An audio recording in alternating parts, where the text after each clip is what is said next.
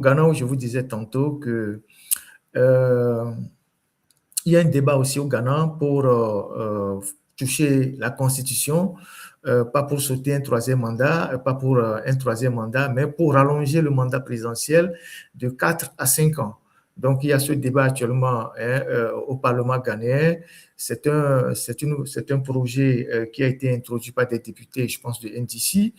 Et actuellement, c'est un peu chaud au Ghana avec un débat. Certains ont commencé déjà par faire des spéculations en disant John Mahama veut avoir un troisième mandat parce qu'il avait fait un premier mandat, il est parti, il est revenu. Et lui, il a tenu à recadrer les gens en disant non, il n'est pas question d'avoir un troisième mandat. Mais on ne sait jamais, les politiciens, une fois qu'ils sont aux affaires, l'appétit venant, ils ont envie encore de manger plus. Donc, il y a ce débat actuellement au Ghana de modifier la Constitution et de faire passer le mandat présidentiel de 4 à 5 ans, mais du côté de l'opposition, les gens pensent que c'est une manœuvre pour que John Mahama puisse réclamer un troisième mandat. On va suivre ça de très près. Il faut quand même suivre l'actualité pour avoir des éléments d'analyse, et de comparaison de ce qui se passe dans la région. Mais ce n'est pas de cela que je vais parler tout à l'heure, c'est beaucoup plus de la modernisation du port de Tema. Je vous avais parlé des voisins qui sont en train de moderniser les infrastructures portuaires. Et au Ghana, le président, dans un discours qu'il a eu à tenir cette semaine, a dit clairement que au niveau de Tema, ils font tellement de réformes, ils ont construit des infrastructures, il y a les rails qui ont été réhabilités, il y a les routes qui ont été bien réhabilitées, il y a la zone portuaire qui est en pleine modernisation, et là maintenant, ils veulent utiliser l'intelligence artificielle pour traiter les conteneurs. Et c'est ce qu'il est en train de dire dans ce discours en anglais pour ceux qui comprennent facilement la langue de Shakespeare. Merci. The AI algorithm that this port uses was developed by young Ghanaians.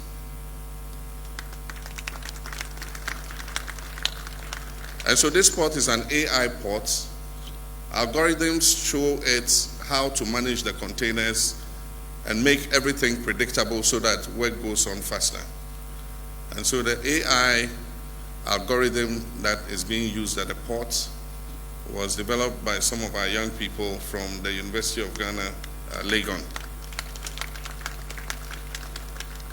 And again, it was Samara who brought them together and gave them the challenge whether they could develop that algorithm. So several of those youth who developed the algorithm are working in this port, running the algorithm and operating it. So once again, I want to say a big thank you.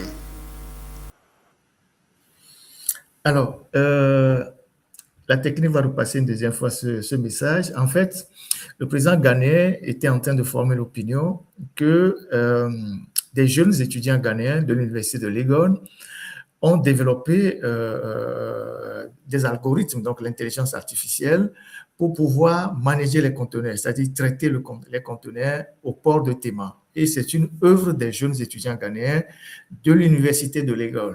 Donc, on serait aussi très heureux qu'au niveau de l'université de Lomé, des jeunes, des étudiants puissent avoir des moyens de travailler des algorithmes pour créer l'intelligence artificielle, pour pouvoir gérer, par exemple, les flux à l'aéroport, les conteneurs au port. Si les jeunes Ghanéens arrivent à réussir, pourquoi pas les jeunes Togolais? Ça veut dire que les jeunes Ghanéens, on met les moyens à leur disposition pour faire ce travail-là. On va réécouter le président ghanéen et il précise que c'est une œuvre des jeunes Ghanéens qui sont de l'université de Legon.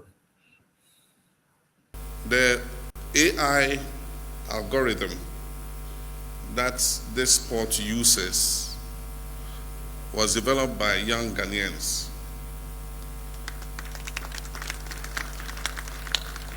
And so this port is an AI port. Algorithms show it how to manage the containers and make everything predictable so that work goes on faster. And so the AI algorithm that is being used at the port was developed by some of our young people from the University of Ghana, Legon. And again, it was Samara who brought them together and gave them the challenge whether they could develop that algorithm. So several of those youth who developed the algorithm are working in this port, running the algorithm and operating it. So once again, I want to say a big thank you. Et donc, il nous dit que plusieurs de ces jeunes travaillent au port et assurent la gestion à travers ces algorithmes qu'ils ont inventés eux-mêmes. Alors, chez nous, les étudiants n'ont même pas de stage au port. Les étudiants à Lomé qui sont dans les secteurs les plus, je ne sais pas quoi, n'ont même pas de stage au port autonome de Lomé. Et il n'y a pas un moment où tu entends que au bout de chaque année, il y a au moins 200 étudiants parce que le port autonome de Lomé, c'est un port qui traite beaucoup de conteneurs. Au moins 50, 100, 150 étudiants triés sur le volet.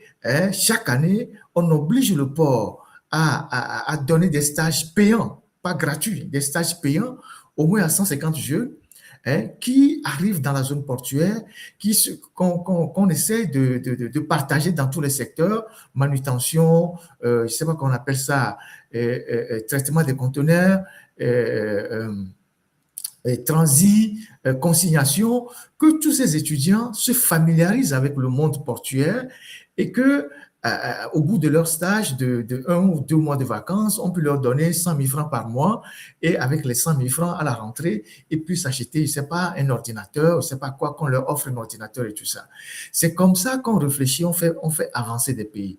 Au Togo, où nous avons la chance d'avoir un port en eau profonde, c'est totalement difficile pour les étudiants togolais d'aller trouver ne serait-ce qu'un simple stage au port autonome de Lomé, d'apprendre sur le terrain, de matérialiser leurs connaissances, ça n'existe pas.